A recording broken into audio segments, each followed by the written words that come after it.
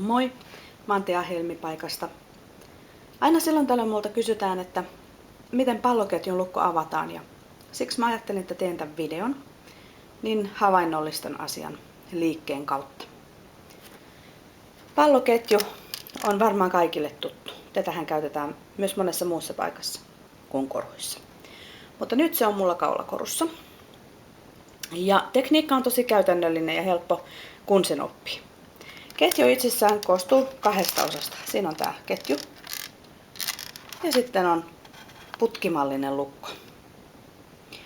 Ja niin kuin tässä nyt näkyy, niin tää lukko lähtee kokonaan irti, eli ei haittaa kumpikätinen oot.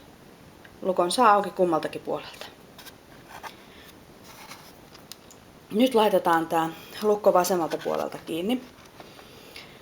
Tää idea on sellainen, että ketjun viimeinen pallo jää tänne lukkoon sisään. Se on vähän liukas. Ja lukitus tehdään siten, että tämän lukko-osan putken keskellä on tuommoinen hahlo. Niin tämä pallo laitetaan sinne ja vedetään tuosta pienestä kujasta läpi. Mulla on tällainen peukalo-etusormi ote tässä, niin se helpottaa.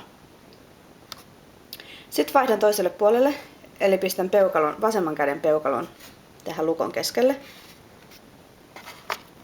Otan oikealta puolelta kiinni tätä ketjua.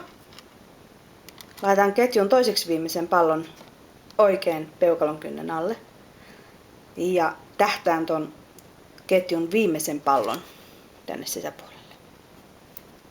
Näin. Nyt se on lukossa. Vielä kertauksen vuoksi mä näytän tämän toisinpäin. Eli miten mä avaan tämän kummaltakin puolelta. Laitan vasemman peukalon tänne putken keskelle. Otan kiinni tästä viimeisestä näkyvästä pallosta. Se ihan ketjun viimeisin pallohan on tuolla putken sisällä. Lähden nostamaan tätä ylöspäin. Näin. Se lähti irti. Ja sitten toiseen puolella sama juttu.